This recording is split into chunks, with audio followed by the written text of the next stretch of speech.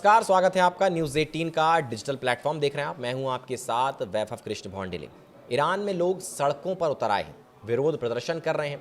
Iran में आर्थिक मंदी आ गई है और अर्थव्यवस्था पूरी तरीके से चरमरा गई है।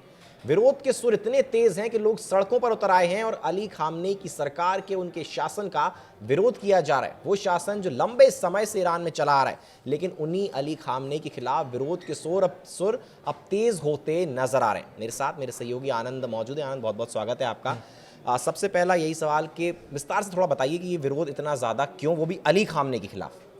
दरअसल क्या हुआ कि आप भी जानते हैं कि ईरान में जो है कि 1979 के बाद से अली खामनेई गद्दी पर विराजमान हैं और वो अभी तक सत्ता में, मतलब एक सुप्रीम लीडर के रूप में अभी तक वो मौजूद हैं उस गद्दी पर। लेकिन इस दरमियान बहुत सारे प्रतिबंध ईरान पे लगे हुए हैं और यही कारण है कि ईरान में आर्थिक मंदी आ चुकी है। आर्थिक मतलब इतनी गंभीर आर्थिक संकट आ चुकी है कि वहाँ पर दुकानें लोग बंद करने के लिए मजबूर हो चुके हैं। और इसका कारण जो है ये स्नैपबैक मैकेनिज़्म, जो नए स्नैप मैकेनिज्म जो नए लागू हुए हैं, हम लोगों ने इस पर बहुत सारे वीडियो बना चुके हैं। स्नैपबैक मैकेनिज्म है क्या और क्यों है, उसका जरूर आप देखिएगा तो आपको समझ में आ जाएगा स्नैपबैक मैकेनिज्म है क्या। लेकिन स्नैपबैक मैकेनिज्म का वो जो दूसरा चरण था, वो जो लागू हुआ है, उसके कारण से नए सारे प्रतिबंध जो थे वो लगे ही हैं। और ट्रंप ने जो शासन में आने के बाद से जिस तरीके से ईरान पर नकेल कसा है, उससे और आर्थिक संकट आ चुकी है।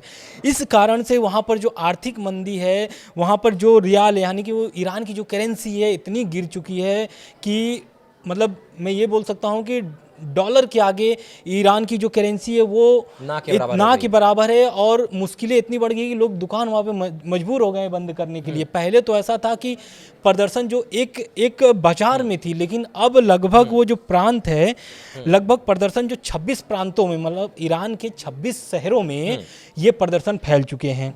अब इस मामले को लेकर के जो खामनेई साहब हैं, खामनेई साहब का इस पर बहुत सारे प्रतिक्रिया आ चुके हैं। खामनेई साहब ने बोला है कि इसमें जो है कि विदेशी ताकतों की भूमिका अधिक है और यही कारण है कि अंदर खाने में जो है कि ईरान में सरकार के खिलाफ प्रदर्शन हो रहा है। लेकिन जो मसूद पेजेस्कियान है, गिराने की कोशिश की जा रही है। बिल्कुल, लेकिन जो मसूद पेजेस्कियान है, वहाँ के राष्ट्रपति हैं, उनसे उनकी बातचीत हुई है और वो इस विषय पे बयान भी उनका आया है कि मसूद पेजेस्कियान इस पर काम कर रहे हैं, उनकी सरकार काम कर रही है, आने वाले समय में ईरान में संतुलन बन जाएगा। लेकिन अब इसी बीच एक और दावा आता है जो बहुत ही सनसनीखेज दावा है। दावा ये है कि ईरान छोड़ने को मजबूर हो गए हैं खामनेई, अली खामनेई। हाँ, बिल्कुल, रूस जा सकते हैं क्या? बिल्कुल, रूस जा सकते हैं। और खामनेई साहब का ये ऐसा दावा क्यों आ रहा है? तो सीरिया में जो संकट आई थी वही ठीक ईरान पर भी देखा जा रहा है।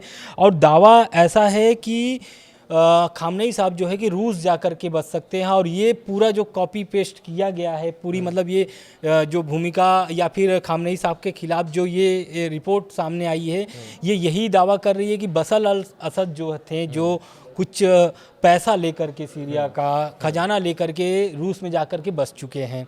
तो ठीक उसी तरीके से खामनेई साहब भी अपने बच्चों के साथ, अपने परिवार के साथ रूस में जाकर के शरण ले सकते हैं। और लेकिन ये बहुत ही आने वाला, ये बी प्लान है खामनेई साहब का। ऐसा नहीं है कि ये खामनेई साहब अभी छोड़ करके जा रहे हैं। ये तो आने वाला समय बताएगा कि आयतुल्लाह अली खामनेई जो है वो क्या फैसला लेते हैं। लेकिन आप 1979 से अगर देखेंगे तो अब तक भर में ईरान में कोई ऐसी अच्छी चीज़ नहीं हुई है जिससे ईरान में कोई ऐसा जश्न मनाया गया हो। लेकिन एक सवाल आनंद, आपको रोक रहा हूँ, माफ कीजिएगा। एक सवाल ये भी बार बार लगातार खड़ा हो रहा है कि ट्रंप भी कहीं ना कहीं दखल दे रहे हैं क्या? ये जो विरोध प्रदर्शन हो रहा है, ये जो सड़कों पर लोग उतरे हैं, क्या ये हुजूम जो उमड़ रहा है लोगों का, विरोध के सुर इतने तेज नजर आ रहे हैं, इनके मूल कारणों में कहीं ना कहीं ट्रंप की भी भूमिका है?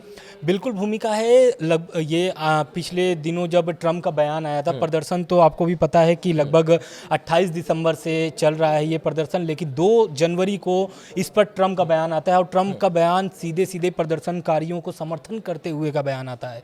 प्रदर्शनकारियों का समर्थन इसलिए मैं बोल रहा हूँ क्योंकि ट्रंप बोलते हैं ईरान के सरकार को कि अगर एक भी प्रदर्शनकारी पर गोली चलती है तो इसका अंजाम ईरान सरकार को भुगतना पड़ेगा। एक तरीके से पूरा समर्थन जो प्रदर्शनकारी हैं उसको देते हैं, डोनाल्ड ट्रंप कर रहे हैं। बिल्कुल। और भी कोई वॉर होती है उसमें डोनाल्ड ट्रंप की भूमिका होती है कुछ ना, बिल्कुल। या तो और पक्ष में या विपक्ष में। बिल्कुल, आप देखे भी होंगे पिछले साल जब जून में 12 दिनों की युद्ध चली थी जिसमें अमेरिका का B-2 बॉम्बर्स वहां पर बम बरसाता है और ऐसा दावा भी करता है कि ईरान के जो न्यूक्लियर प्लांट से वहां पर उसको तबाह कर दिया गया है। हालांकि इसकी बहुत सारी वीडियो आपको मिल जाएंगी, आपको पता देख लीजिएगा अगर उसको आपको जानना हो कि क्या अमेरिका ने किया था। बिल्कुल। लेकिन अब क्या है कि ये जो प्रदर्शन शुरू हुआ है, पहले तो ऐसा था कि इजराइल और अमेरिका इस तरीके से दबाव बनाते थे, लेकिन अब जो है खामनेई साहब को डबल अटैक एक तरीके से हम बोल सकते हैं, क्योंकि इजराइल अमेरिका तो अटैक कर ही रहा है। अब जो है कि वहाँ की जो विपक्षी पार्टी है, यानी कि जो खामनेई साहब के विरोध में वहाँ पर वो भी सरकार को घेरने की तैयारी में, पूरी तैयारी में है। और कहीं ना कहीं ये भी उनको खलल, मतलब एक तरीके से परेशानी बढ़ा रही है विपक्ष को भी, क्योंकि ट्रंप की भूमिका अगर ईरान में अधिक होती है तो कहीं ना कहीं विपक्ष को भी इसका आने वाले समय में सामना करना पड़ सकता है। इस कारण से ये जो प्रदर्शन है, खामनेई साहब हालांकि ये चाहते हैं कि संतुलन बना रहे। ये जो रियाल वाली मैटर है इस पर हम रूस को भी अभी लाएंगे बीच में कि रूस की इसमें भूमिका क्या है, चीन की इसमें भूमिका क्या है और ट्रंप का आगे का क्या प्लान है। हालांकि खामनेई साहब का ये जो प्लान है कि रूस में जाकर के बस जाना, ऐसा जो बयान आया है ये है इजरायली मीडिया ने, ब्रिटिश अखबार। अली खामनेई को रूस पनाह देगा सीधे तौर पर? बिल्कुल दे सकता है, खड़ा होगा, बिल्कुल दे सकता है। संबंध खराब करेगा? बिल्कुल नहीं, संबंध कोई ऐसे अच्छे है नहीं ईरान के साथ अमेरिका का, क्योंकि आपको भी पता है कि जून के साथ, हाँ रूस के साथ बिल्कुल अच्छा है, क्योंकि ऐसा इजराइल भी कहता है कि अगर खामनेई साहब कहीं जाएंगे तो शरण लेंगे तो वो रूस ही जाएंगे, क्योंकि पुतिन से उनकी बहुत ही अच्छा तालमेल है, बहुत अच्छी दोस्ती है, बहुत गहरी दोस्ती है। और कहीं ना कहीं अगर खामनेई साहब अगर ईरान छोड़ते हैं तो उनको रूस में ही पनाह लेना पड़ेगा। आप पुराना उदाहरण जैसा मैंने सीरिया का आपको बताया कि सीरिया में बशर अल असद भी वहाँ के जो शासक थे, राष्ट्रपति थे, वहाँ पर भी रूस में ही जाकर के शरण लिए। लगभग 1 साल होने वाले हैं और आप देखिए वहाँ पर सुरक्षित हैं, वहाँ पर महसूस बढ़िया अपना जीवन जी रहे हैं। लेकिन अब ये जो मैं दावा कर रहा हूँ, या फिर ये मैं तो दावा नहीं कर रहा हूँ, ये इजरायली मीडिया के ने ब्रिटिश अखबार द टाइम्स ने के हवाले से ये दावा आया है कि ईरान के जो सुप्रीम लीडर हैं आयतुल्लाह अली खामनेई सरकार गिरने की स्थिति पर अपना ये नया प्लान बनाए हैं, जो बी प्लान है।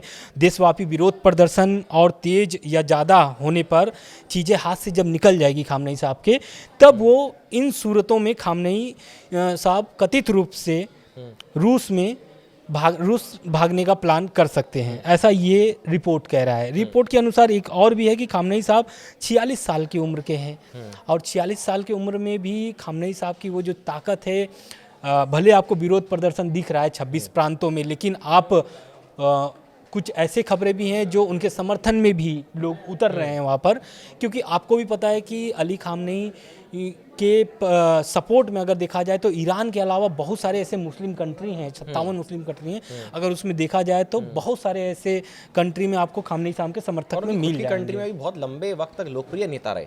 बिल्कुल लोकप्रिय नेता भी रहे हैं और एक तरीके से उनको मुस्लिम धर्म गुरु के रूप से भी देखा जाता है। अपने भारत में भी बहुत जगहों पर ऐसे प्रदर्शन हुए हैं खामनेई साहब के समर्थन में। हाँ, तो ये कहीं ना कहीं ये दर्शाता है कि खामनेई साहब जो है कि ईरान का ये जो ऐसा इजराइल का जो ऐसा दावा है, जो अखबार दावा कर रहा है ब्रिटिश अखबार द टाइम्स, ये आने वाले समय में स्पष्ट होगा कि क्या खामनेई साहब जाएंगे या नहीं जाएंगे। लेकिन ऐसा और एक दावा आ रहा है कि अरबों डॉलर रूस लेकर के जा सकते हैं खामनेई साहब। ईरान के कट्टर दुश्मन कहे जाने वाले इजराइल के खुफिया अधिकारी बेनी सबित ने कहा है कि अली खामनेई रूस के लिए रवाना होंगे, क्योंकि उनके लिए कोई दूसरी जगह नहीं है और वह पुतिन की तारीफ करते रहते हैं और पुतिन के समर्थन में बात करते हैं। हर एक चीज़ जो होता है, अभी तक आपने देखा होगा कि जून से पहले एक डील हो रही थी अमेरिका से ईरान की, न्यूक्लियर डील। हालांकि वो बात बनी नहीं, अधूरे पर ख़त्म हो गई। ट्रंप इसको लेकर के भी खपा हैं, क्योंकि ट्रंप चाहते थे कि न्यूक्लियर डील हो जाए। और न्यूक्लियर डील में भी आप देखेंगे तो JCPOA का जिक्र आएगा, क्योंकि JCPOA जो ये है ये 2015 में जब अमेरिकी सरकार के राष्ट्रपति जो थे उन्होंने लेके आया था, ओबामा साहब ने लेके आए थे। उस दौरान लगभग 2018 में जब ट्रंप आते हैं तो ट्रंप जो है उसको खारिज कर देते हैं, फिर JCPOA के तहत वो निकल भी जाते हैं, अमेरिका निकल भी जाता है। लेकिन उसमें कुछ सदस्य ऐसे हैं जो उसमें JCPOA में उनके समर्थन में भी बात करते हैं, और वही JCPOA के लेकर के रूस अमेरिका जो है कि न्यूक्लियर डील करना चाह रहा था ईरान से, और उसमें ये दावा था कि ईरान जो है न्यूक्लियर प्रोग्राम अपना न चलाए, परमाणु बम न बनाए। यहाँ तक कि ट्रंप ने ये भी ऐसा मतलब मांग किए थे कि जो ईरान अपना बैलिस्टिक मिसाइलें बनाता है वो भी बंद कर दे, उस पर भी प्रतिबंध लगाने की बात कही थी। हालांकि इससे पूरा सिरे से खारिज कर दिया गया है, और यही कारण है कि गंभीर आर्थिक जो संकट आई है प्रतिबंध के कारण से आई है। डॉलर मजबूत हुआ है, और इतना मजबूत हुआ है कि ईरान की जो करेंसी है वो कौड़ी के भाव हो गया, मतलब उसकी कोई भाव ही नहीं है। और जब भाव ही कोई चीज़ का नहीं होता है तो फिर बाजार में उसका कोई कीमत नहीं होती है। आपको भी मालूम होगा इस विषय पर। बिल्कुल आनंद, एक ये भी सवाल है कि जब भी जियोपॉलिटिक्स की बात आती है तो कुछ बड़े नाम हैं, जैसे कि रशिया हो गया, अमेरिका हो गया, चाइना हो गया। तब चाइना पे आते हैं ज़रा, चाइना का इसमें कितना रोल हो सकता है और क्या रोल हो सकता है? देखिए, चाइना के साथ ईरान का बहुत सारे ऐसे प्रोग्राम अभी चल रहे हैं, और जैसा कि मैंने जिक्र किया कि प्रतिबंध को लेकर के, तो चाइना जो है कि ईरान का बहुत समर्थन करता है, और चाइना जो है ईरान से बहुत सारे तेल भी लेता है, उनके निर्यात भी होते हैं। और कहीं ना कहीं आप हमेशा से देखे होंगे कि जब भी अटैक होता है ईरान पे या ईरान पे कोई भी ऐसे प्रतिबंध लगते हैं तो रूस और चीन, उत्तर कोरिया, ये तीनों देश जो कि आते हैं साथ में। रह गई बात ब्रिक्स सम्मेलन की, तो ब्रिक्स सम्मेलन में आपको भी पता है कि उसमें दक्षिण अफ्रीका, भारत, चीन, ईरान, रूस, ये सभी देश जो है कि उसके सदस्य हैं। और यही कारण है कि ट्रंप इसको लेकर के बहुत खफा थे, क्योंकि ब्रिक्स सम्मेलन को वो एकदम से मतलब एक तरीके से दुश्मन मानते हैं, क्योंकि उसमें ईरान, रूस, चीन तीनों हैं, उसमें भारत भी सदस्य है हालांकि। लेकिन अब उसमें पहले भी इस पर एक खबर हम लोग बना चुके हैं कि ब्रिक्स सम्मेलन को लेकर के ब्रिक्स जो है, ब्रिक्स जो देश है वो एक अपना करेंसी लेके आना चाहता है और उसी में व्यापार करना चाहता है। हालांकि ब्रिक्स की जो देश है वो आपस में जो है कि अपने ही करेंसी में व्यापार करते हैं, और ट्रंप को अपना डॉलर मजबूत करना है, तो कहीं ना कहीं ईरान की जो है वो एक तरीके से नकेल कसने में एकदम कोई भी कसर नहीं छोड़ रहे हैं। और आप यही देखिए कि आने वाले समय में लगभग आप अगर 2018 में जब ट्रंप थे तो उस समय भी ईरान पर कोई भी ऐसा मतलब रवैया ऐसा नहीं था कि जो ईरान के पक्ष में, कोई भी ऐसा रवैया नहीं था। आने वाले समय में भी आप देख रहे हैं कि और मजबूत होंगे, मतलब प्रतिबंध और भी लगा सकते हैं, क्योंकि ट्रंप का अब जो है सीधे सीधे ईरान के प्रदर्शनकारियों को समर्थन मिलना, कहीं ना कहीं ईरान में सरकार का जो एक तरीके से तख्ता पलट वाली बात हो रही है, कहीं आने वाले समय में ये सच भी ना हो जाए। बिल्कुल, देखिए किस तरीके से ईरान में प्रदर्शन हो रहा है, आर्थिक मंदी आई है, अर्थव्यवस्था पूरी तरीके से चरमरा गई है। सब कुछ विस्तार से हमने आपको बताने की कोशिश की है। रूस का क्या रोल होगा, रूस जाएंगे अली खामनेई, नहीं जाएंगे? हालांकि खबरें हैं कि जा सकते हैं और काफ़ी बड़ी मात्रा में पैसा दौलत लेके जा सकते हैं। वहीं डोनाल्ड ट्रंप का कितना रोल होगा इसमें, क्या प्रदर्शनकारियों को उसमें उनका कितना रोल है, साथ ही चाइना का रोल क्या हो सकता है, तमाम मुद्दों पर विस्तार से हमने चर्चा की। फिलहाल के लिए हमारे साथ इस वीडियो में जुड़ने के लिए बहुत बहुत शुक्रिया आपका।